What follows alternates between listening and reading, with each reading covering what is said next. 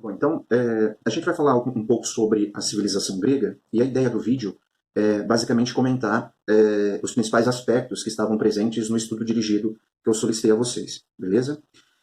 Primeira coisa importante a gente levar em consideração é a localização geográfica, né? Todas as vezes que você vai estudar uma civilização, faz o levantamento da localização geográfica, o levantamento do povoamento. Quando a gente fala da história inicial dos gregos, a gente está falando da Península Balcânica. Então, os gregos eles vão se estruturar inicialmente na Península Balcânica e as condições geográficas ali não eram condições muito favoráveis à atividade agrícola. Portanto, não é possível a gente determinar que os gregos vão desenvolver uma agricultura de ponta, né? O relevo na Grécia é um relevo montanhoso, né? Mas, por outro lado, eles vão ter uma vantagem, que o litoral deles é um litoral entrecortado, ou seja, um litoral cortado que possibilitava o desenvolvimento e possibilitou o desenvolvimento, inclusive, de uma atividade marítima, de uma atividade comercial marítima. Tá bom? Por quê? Porque você vai ter ali nesse litoral uma série de portos. Outra questão importante quando a gente fala da história grega é que a Grécia, embora seja importante nós estudarmos a ideia de Grécia, geralmente a gente usa o termo mundo grego, né? Porque quando a gente fala Grécia, remete à ideia de país Grécia, né? Mas na prática, quando a gente fala de história antiga da Grécia, a gente está falando do mundo grego, né? A princípio, a história deles se desenrolou dentro da Península Balcânica. Mas posteriormente a gente vai ver que os gregos eles vão promover um processo de expansão e um processo de colonização por diferentes regiões. Então você vai ter mundo grego na Península Balcânica, é uma Grécia insular, então você vai ter uma série de ilhas, você vai ter a Grécia na região da Ásia Menor, você vai ter ilhas no mar Mediterrâneo, você vai ter gregos habitando o sul da Itália, a região, um pedacinho ali da França, um pedacinho da Espanha, do que conhecemos como França, Espanha, enfim, várias regiões. Então o mundo grego é um mundo bastante amplo, embora inicialmente a gente fale em Península Balcânica. Um dado importante quando a gente fala sobre a organização da Grécia, organização política, é que em nenhum momento da sua história eles vão desenvolver um Estado unificado. Então não existe a ideia de império grego. Você vai ter cidades-estados, então são comunidades isoladas, e essas comunidades isoladas, elas de alguma forma vão acabar contribuindo para essa falta de unidade política. E a gente costuma dizer que uma das razões para que essas comunidades elas tenham se isolado e, consequentemente, tenham dado origem às cidades-estados, à polis grega, é basicamente o relevo, né? Então, o relevo, sendo um relevo montanhoso, permitiu que os indivíduos se desenvolvessem inicialmente em pequenas comunidades que eram isoladas. Essas comunidades elas foram crescendo até darem origem às cidades, à polis. E aí essas cidades elas vão ter autonomia, vão ter independência, vão ter ali as suas próprias relações econômicas, militares, sociais, de forma independente. A única coisa que ligava uma à outra, umas às outras, basicamente, era o aspecto cultural, o aspecto linguístico, o aspecto religioso, né? Por quê? Porque essas cidades, ou essa região da Península Balcânica, elas foram fundadas por quem? Por povos que a gente chama de povos indo-europeus, os aqueus, eólios, jônios e dórios, tá? Então o primeiro aspecto do estudo dirigido que vocês tinham que indicar era esse, né? Qual a localização geográfica e o povoamento da Grécia, né? Então esse povoamento vai se dar a partir desses 4 povos de origem indo-europeia. Vale destacar que já existiam povos primitivos vivendo na região da Península Balcânica, e esses primeiros povos que ali já estavam são chamados de pelasgos ou pelágios, tá bom? Outro ponto importante é que para a gente conseguir compreender a formação do homem grego, né, a formação do grego, né, do que a gente vai chamar de heleno, é preciso também levar em consideração a existência da ilha de Creta e a influência que Creta vai ter sobre a Grécia, tá bom? Eu usei o termo heleno porque os gregos, no mundo antigo, não se autodenominavam de gregos, né? Eles se autodenominavam de helenos, porque o território que a gente está chamando de Península Balcânica ou de Grécia, eles chamavam de Hélade, tá? Então quem vive na Hélade é um heleno, ok? Outro ponto importante que eu pedi para vocês fazerem um levantamento no estudo dirigido é quais seriam os períodos da história da Grécia. Então a gente costuma dizer que a história da Grécia se divide em 5 períodos. O primeiro período é o período pré-homérico, segundo homérico, terceiro período arcaico, o quarto período chamado de período clássico, e o último período da história grega é o chamado período helenístico, tá? Então cada um desses períodos terão características próprias. No estudo dirigido vocês não precisavam incluir todas as características, bastava que vocês indicassem basicamente de quando a quando você tem cada um desses períodos. Então, o período pré-homérico do século XX ao século XII, período homérico do século XII ao século VIII, período arcaico do século VIII ao século VI, período clássico do século VI ao século IV e o período helenístico do século IV ao século II, tá? Isso por si só já teria sido respondido, você já responderia a segunda etapa do estudo dirigido. Depois, eu pedi para que vocês indicassem o que eram as chamadas comunidades gentílicas. E para a gente entender essas comunidades gentílicas, que vão se estruturar num período que a gente vai chamar de período homérico, é preciso que a gente entenda antes o que aconteceu, tá? Então, o primeiro período da história grega a gente chama de período pré-homérico. Tá? Esse período pré-homérico é o período de formação da Grécia. Então, é o período da chegada dos povos indo-europeus, aqueus, eólios, jônios e dórios. Os primeiros a chegarem foram os aqueus, depois seguidos ali pelos eólios e depois pelos jônios. Por fim, ali por volta de 1400, 1200, começam a chegar nessa região da Grécia os povos denominados de povos dórios. Beleza? E aí, dentro desse período pré-homérico, então a gente tem um processo de construção da cultura grega, e essa construção da cultura grega tem a ver com a contribuição desses povos indo-europeus e a contribuição daqueles que viviam na ilha de Creta. Então esse período também é chamado por nós de período cretomicênico, porque é um momento em que existe uma relação complementar entre os cretenses, ou a própria cultura de Creta, e a cultura existente na Península Balcânica, que vai ser representada pela cultura desenvolvida ali na cidade de Micenas, né? Daí a expressão civilização cretomicênica, tá bom? A cidade de Micenas, só para efeito de curiosidade, ela foi fundada pelos aqueus. Esses povos, fundadores da Grécia, claro, então eles vão dar uma identidade aos gregos, aos helenos, e essa identidade basicamente perpassa pela ideia de língua e pela ideia de religião. Então era isso que basicamente ligava uns aos outros, porque à medida que o tempo foi passando, a gente vai ver que as cidades gregas elas vão se isolando, elas vão se estruturando de forma isolada, e cada um vai pensar em si, cada uma vai acabar pensando em si. Outro ponto importante é a gente levar em consideração quando é que termina o período pré-homérico, né? Então o período pré-homérico ele termina quando os dórios chegam à região, né? Então a chegada dos dórios sinaliza o término do período pré-homérico. E essa chegada dos dórios provocou intensas mudanças na Península Balcânica, porque os três povos que chegaram primeiro, né, os aqueus, eólios e jônios, esses caras eles fundaram as suas civilizações no litoral. Então foram fundando cidades, desenvolveram escrita, estabeleceram relações de comércio. Quando os dórios chegaram, eles promoveram um retrocesso. Por que esse retrocesso? Porque os dórios eram guerreiros, eram militaristas, e as pessoas que viviam no litoral acabaram ficando com medo, né? Ficaram com medo. Algumas delas deixaram a Península Balcânica, migraram para algumas ilhas próximas, e outras acabaram deixando o litoral, migrando para a região do interior. Tá? E aí, quando esses indivíduos saem do litoral e vão para o interior, ou saem do litoral e vão para algumas ilhas, esse episódio a gente chama de primeira diáspora grega. Tá? Então, a primeira diáspora grega ela foi provocada pela chegada dos dórios à Península Balcânica. Tá bom? E aí o que vai acontecer? Quando os povos gregos, ou quando aqueles que já viviam no litoral foram para o interior, eles passaram a viver, eles tiveram que reaprender a se articularem, né? E aí começam a se estruturarem novamente em comunidades familiares, né? Essas comunidades familiares é o que a gente vai chamar de comunidades gentílicas. Então a gente já está falando do segundo período, chamado de período homérico, né? Período homérico porque as referências que a gente utiliza para estudar este período são, obviamente, achados arqueológicos, mas, sobretudo, os escritos de Homero, a Ilíada e a Odisseia. E aí, dentro desses escritos, é possível a gente identificar os traços culturais, e inclusive a forma com a qual os gregos, os helenos, passam a viver durante esse período. Tá? Então eles vão viver em comunidades gentílicas, em comunidades familiares. Essas comunidades familiares, geralmente, elas eram comandadas pelas figuras mais velhas, ou pela figura mais velha, denominado de pater, tá? E eles viviam de forma coletiva, não tinha ideia de propriedade privada. Como eram propriedades familiares, eles viviam ali coletivamente. Beleza? Claro que com o passar do tempo você vai ter um crescimento populacional, e esse crescimento populacional ali nessas comunidades vai acabar gerando um problema. Qual é o problema? O lugar em que eles estão vivendo não é um lugar tão fértil. E aí, se a população cresce muito, vai faltar terra para todo mundo. Vai faltar alimento, vai ter escassez de alimentos. E aí começam a haver alguns problemas, e aquelas pessoas que eram mais tradicionais ali no meio familiar, ou naquelas bandas, né? Essas pessoas elas começam a cercar pedaços de terras e começam a dizer, olha, isso daqui é meu, aquilo ali é do meu parente próximo, aquilo é do meu parente distante, e aquele que é mais distante ainda vai ficar sem nada. Né? E aí qual é o resultado disso? Você vai ter uma divisão social. Os que têm são proprietários, chamados geopátridas ou bem-nascidos, e os que não têm vão ter condições sociais inferiores. De duas, uma. Ficam ali e trabalham para quem tem a propriedade, ou vão buscar também outra região para viver e conseguir construir a sua vida. E isso acabou, e esse episódio em que as pessoas deixam a Grécia para buscar uma nova região, a gente dá nome para isso. A gente vai chamar de segunda diáspora grega. Tá? Então a segunda diáspora grega ela foi causada basicamente pela escassez de terras e pelo crescimento da população. E aí eles começam, claro, à medida que essa Grécia, esses indivíduos começam a deixar a Grécia, eles não vão romper laços com as pessoas que ali ficaram, né? Eles vão fundando colônias, e essas colônias, claro, vão manter relações com os indivíduos que ali ficaram na Grécia. Por isso que você começa, inclusive, a desenvolver uma atividade comercial ou reativar a atividade comercial.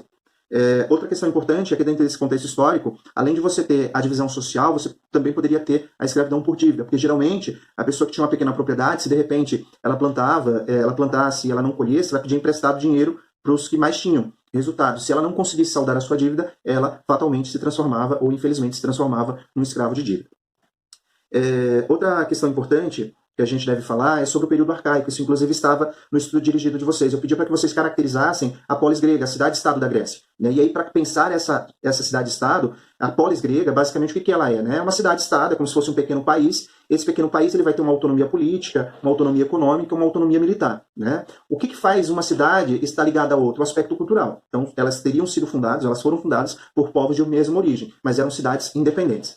Outra coisa importante, quando a gente fala, é levar em consideração que vão surgir centenas de cidades-estados gregas. Mas a gente, para efeito didático, a gente costuma destacar apenas duas, a cidade-estado de Atenas e a cidade-estado de Esparta, tá bom? Outra questão importante, quando a gente fala de características da polis grega, a gente tem que pensar que essas cidades-estados, elas vão ser caracterizadas por terem espaços públicos e espaços privados. Quando a gente pensa em espaços públicos, a gente está falando da parte central da cidade, onde você vai ter uma praça e toda a vida funcionando ali, atividade comercial, enfim, toda a vida política. E por outro lado, essa praça, essa parte central, a gente vai dar um nome, que a gente vai chamar de ágora.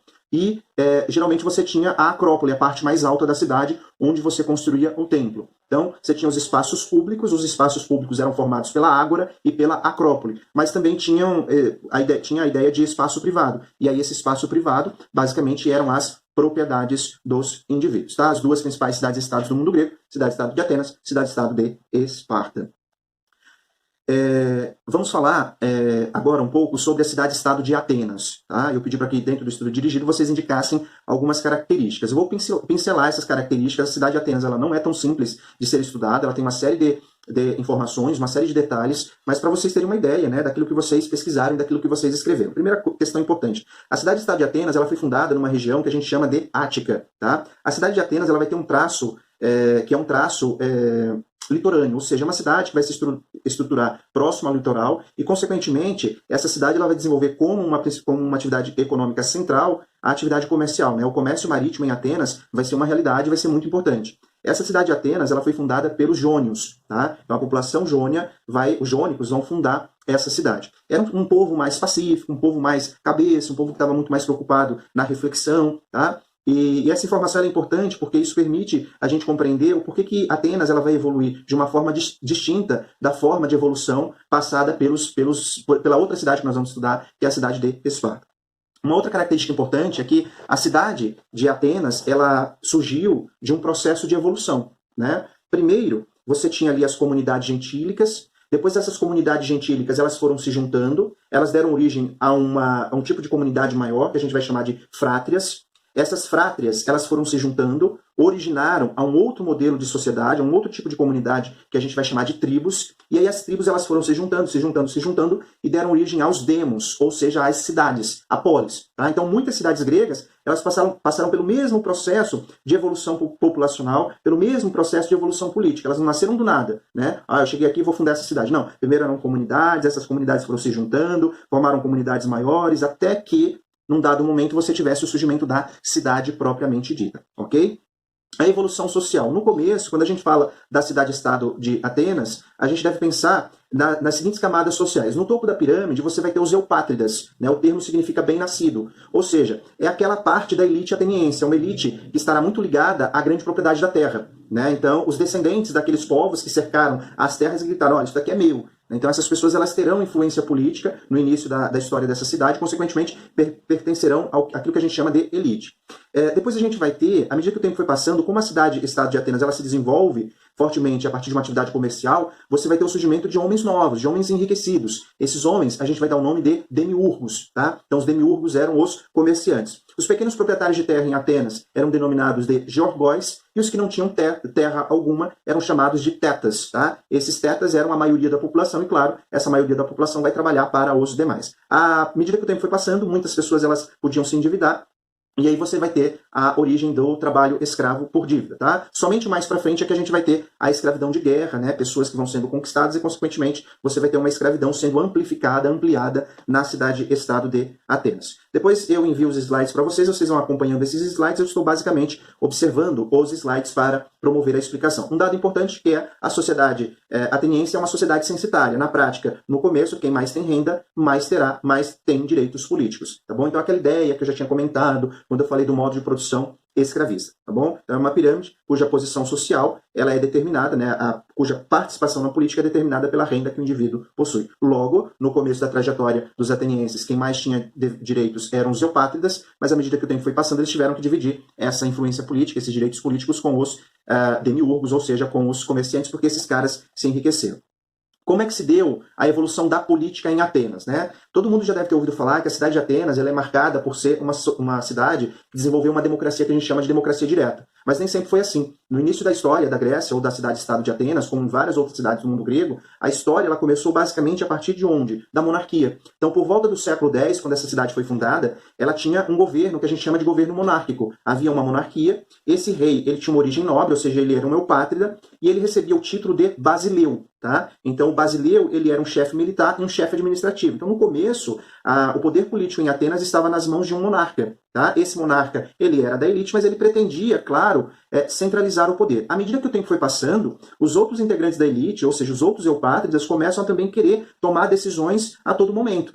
E aí a gente começa a observar uma mudança da monarquia para o que a gente chama de oligarquia. Então, no século VIII, Atenas vai vivenciar o que a gente chama de oligarquia. E que é uma oligarquia? É um governo de poucos, né? Somente os eupátridas vão continuar comandando essa política. Ao invés de você ter uma só pessoa, você vai ter os eupátridas, né? Os outros eupátridas se organizando em órgãos de poder para dominarem ou para administrarem essa cidade. E quais eram os principais órgãos de poder? Os arcontes, ou arcondado, né? Eram 9 indivíduos. Esses 9 indivíduos desempenhavam funções que hoje nós chamaríamos de função executiva, legislativa e jurídica. Outra questão importante eram os chamados areópagos, né? O Conselho dos Eupátridas. É como se fosse uma assembleia. Então você tinha 9 pessoas no dia a dia administrando a cidade, mas essas 9 pessoas não faziam nada sozinhas. Elas precisavam consultar os outros eupátridas. E aí esses outros eupátridas se organizavam no areópago. Beleza? Outra questão importante é que essa cidade ela começa a se estruturar no que nós podemos chamar de forças políticas ou partidos políticos. Claro que o termo não existia na época, né, mas você vai ter figuras que estarão contentes com essa realidade política que existia em Atenas, mas você vai ter figuras que vão tentar querer mudar essa nova realidade.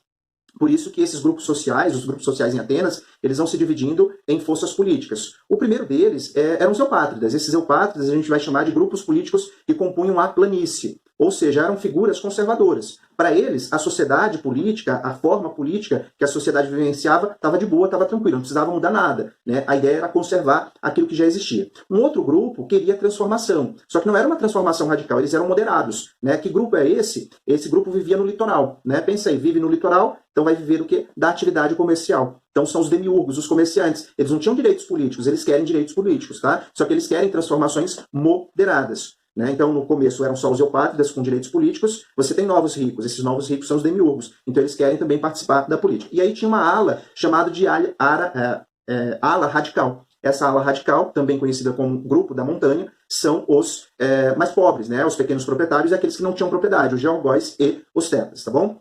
E essas disputas políticas entre esses grupos levaram a uma série de conflitos na cidade de Atenas. E aí você tinha muitos debates, muitas discussões entre esses grupos, né? Esses grupos eles duelavam entre si porque uns queriam mudanças, outros queriam mudanças, poucas mudanças, e outros queriam mudanças radicais. Então vejam só que vai ser um contexto histórico de muitos conflitos. Isso basicamente está rolando ali por volta do século VIII. E aí houve a necessidade para acalmar esses grupos que precisavam, que defendiam mudanças, houve a ideia de legisladores. Então a gente vai ter alguns legisladores criando leis para tentar pacificar os ânimos nessa sociedade. O primeiro legislador ateniense foi um cara chamado Drácon. Tá? Esse cara foi legislador em 621 a.C. O que ele fez de importante? Ele criou o que a gente chama de leis draconianas. O que é isso, Walter? Antigamente em Atenas não existiam leis escritas. Tá? O Drácon ele pegou todas as leis que existiam através da oralidade, que a gente chama de lei consuetudinária, e ele fez essas leis, colocou no papel, né? Passou a ver ali em Atenas as leis escritas. Isso é importante, né? Não mudou a realidade social das pessoas, mas é importante por quê? Antigamente, quando acontecia algum crime, algum problema, quem é que julgava? Né? O eupátrida vinha e falava, olha, os meus antepassados falavam isso. Isso era ruim por quê? Porque você interpretava a lei de acordo com as conveniências. Agora não, você tem leis escritas, tá bom? Mas eram leis conservadoras, leis que não haviam mudado a realidade social dos indivíduos. Mais tarde, você vai ter ali por volta de 594 um legislador muito importante, chamado Solon, tá? Quando você pensar no Solon, você tem que pensar 2 pontos. O Solon ele foi responsável por acabar com a escravidão por dívida, e ele foi responsável, basicamente, por transformar a ideia da sociedade participar da política por um ideal censitário, ou seja, vota quem tem renda. Então Solon, ele acaba sendo importante porque ele muda um pouquinho a realidade dos indivíduos que viviam ali, ou pelo menos muda um pouco a realidade vivenciada ali em Atenas. Acaba a possibilidade de você se endividar e virar um escravo e permite que aqueles que possuíam renda tivessem a possibilidade de participar da política, né? Traduzindo, o Solon vai legislar em benefício dos eupátridas e em benefício dos comerciantes, né? A família do Solon era uma família muito rica, mas que havia tido problemas financeiros. Só que eles não se empobreceram, eles se lançaram à atividade comercial e se enriqueceram novamente. Então Solon vai fazer basicamente a defesa dos interesses das elites, mas por outro lado, ele também cria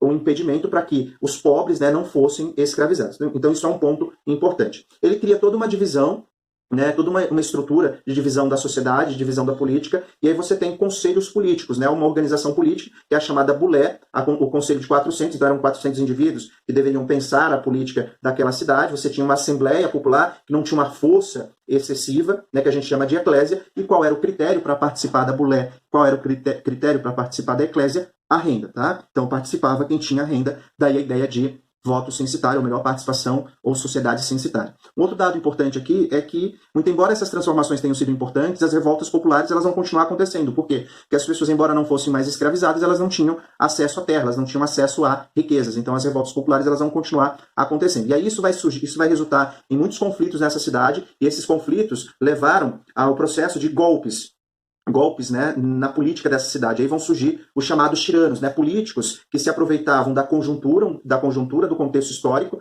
né, para assumir o poder através de golpes, né, e aí muitas vezes eles precisavam de apoios. Então era comum político fazer benfeitorias para garantir o apoio de alguns setores, né, e se ele fazia benfeitorias para garantir o apoio de um setor, claro que ele descontentava o outro. Quando a gente fala da época dos tiranos, a gente vai ter vários, né, mas a gente vai ter dentre esses alguns mais importantes. O Pisístrato, né? Esse cara ele foi responsável por fazer grandes obras e ele vai inclusive ser muito respeitado pelos setores populares, porque ele vai tomar terras dos seus inimigos e vai distribuir para as camadas populares. Depois que ele morreu, ele foi sucedido pelos seus filhos, tá? O Hípias e o Hiparco, mas eles acabaram sendo depostos, né? Porque as elites tradicionais elas se reagruparam, deram um golpe e derrubaram esses caras. E aí assumiu o poder um camarada chamado Iságoras, tá? O Iságoras, ele era da elite, e aí ele não vai beneficiar as camadas populares. Resultado, essas camadas populares vão se revoltar e vão acabar depondo o Iságoras, ou seja, vão acabar tirando o Iságoras do poder. Resultado, a cidade de Atenas era uma bagunça, ou seja, um conflito generalizado,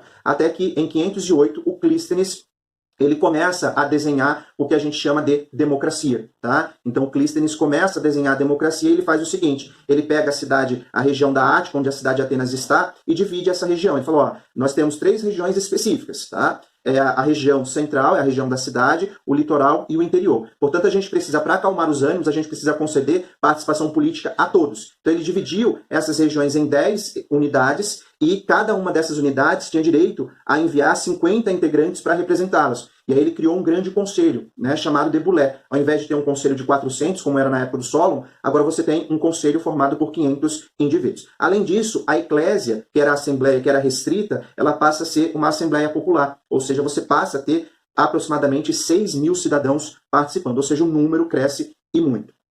Esse Clístenes, ele vai desenvolver o papel de estratego, ou seja, ele tinha o poder executivo e o poder militar, ou melhor, você tinha a figura dos estrategos, e esses estrategos eles tinham o poder executivo e militar, não foi só o Clístenes, né? E tinham um mandato anual. Todas aquelas pessoas que conspiravam contra o sistema, contra a forma política existente em Atenas, passavam pelo processo de ostracismo, ou seja, eram forçadas a deixarem, tinham como punição o exílio, ou seja, forçadas a deixar a cidade de Atenas e ficavam impedidas de entrarem na cidade por 10 anos. Inclusive, os seus bens acabavam sendo confiscados. Esses bens só seriam devolvidos posteriormente, ou seja, devolvidos quando essa pessoa tivesse cumprido ali o seu período de exílio, o seu período de reclusão, tá bom? O Clístenes ele vai criar uma lei democrática, que a gente vai dizer basicamente que todo cidadão é igual perante a lei, tá? Então, independente da renda, todos aqueles que fossem filhos de pais e mães atenienses terão participação na política, tá bom? Então, serão cidadãos em Atenas, homens livres que tivessem nascidos de pais e mães atenienses. Quem não vai ser considerado cidadão, ou seja, quem não vai poder participar da política em Atenas? As mulheres, os estrangeiros, que em Atenas nós vamos chamar de metecos, e os escravos. Isso compunha mais de 70% da população, ou seja, havia uma restrição muito grande à participação na política. Então, embora em Atenas a gente tenha uma democracia, é uma democracia restritiva.